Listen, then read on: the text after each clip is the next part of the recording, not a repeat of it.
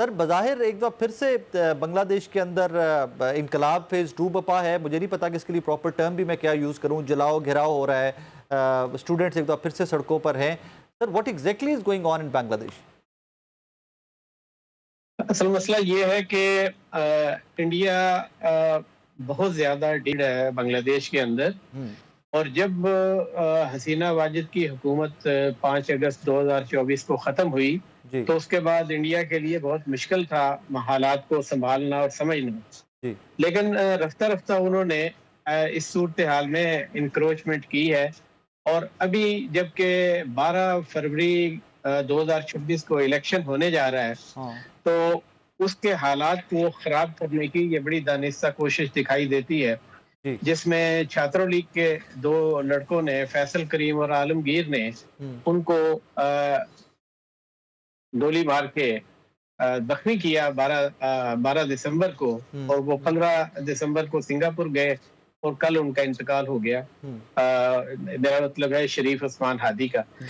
جس طرح آپ نے خود کہا ہے کہ وہ ایک بہت فائری مقرر تھے اور بہت پاپولر تھے, اس پوری موومنٹ میں بھی انہوں نے بہت لیڈ کیا.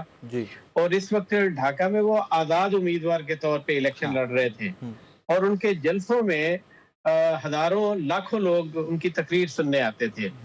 اور ان کی تقریر کا جو موضوع ہوتا تھا وہ لوٹ مار کی پرانی لیڈرشپ اور انڈیا کی مداخلت, یہ 2 مرکزی موضوعات ہوتے تھے ان کے.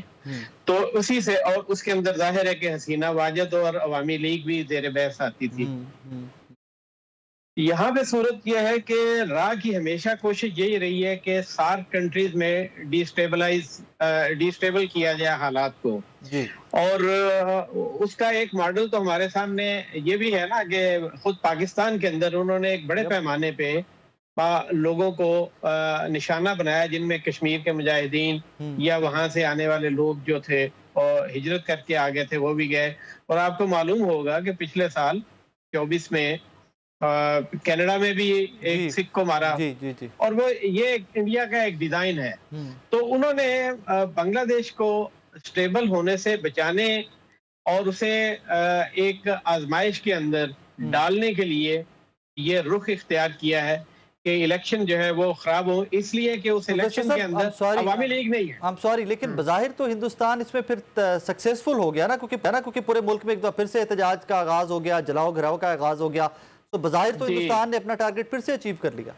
بالکل, یہ اس موومنٹ کا یہ جو کل سے ایرپٹ ہوا ہے, یہ والکینو, یہ آتش فشاں پھٹا ہے, تو انڈیا اس میں بالکل ان معنوں میں کامیاب ہوا ہے کہ 12 فروری کا الیکشن جو اسے بہتر بنانے کی طرف چل رہا تھا عمل, وہ ان حالات میں خراب ہوتا دکھائی دے رہا ہے. اور انڈیا نے کامیابی سے اپنی جو چنگاری پھینکی تھی اس نے خرمن کو جلایا ہے.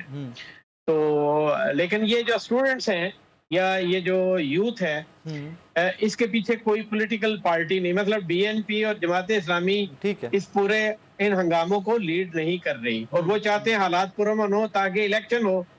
لیکن یہ آؤٹ آف کنٹرول صورتحال ہو گئی ہے.